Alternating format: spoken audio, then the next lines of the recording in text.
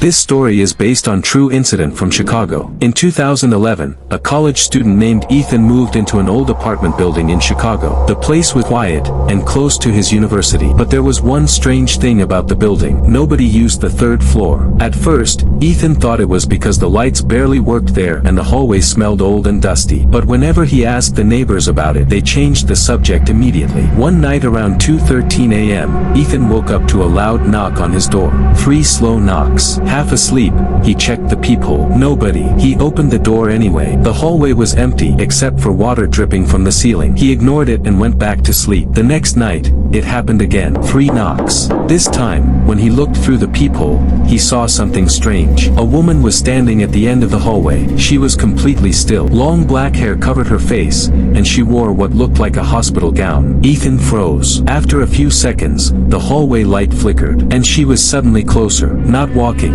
closer. Just panicking.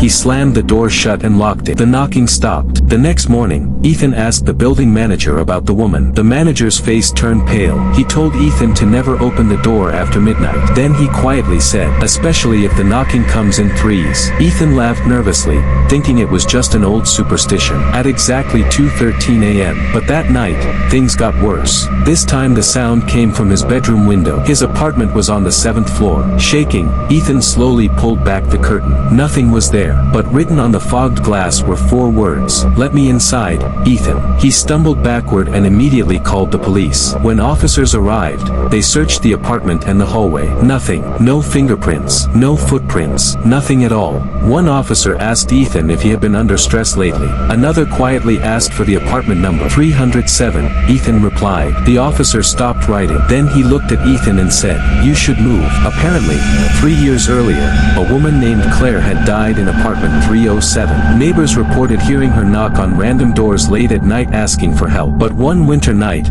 residents heard screaming from her apartment. Police later found her dead near the window. Nobody knew how she died. After that, tenants on the 3rd floor started hearing knocking sounds every night at 2:13 a.m. Some claimed they saw a woman standing in the hallway. Others moved out after hearing whispering behind their doors. Ethan didn't believe ghost stories until his final night there. At exactly 2:13 a.m., the knocking returned. But this time, it came from inside his closet. Slowly, Ethan grabbed a baseball bat and opened it. Nothing, just darkness. Then his phone buzzed. A new voicemail.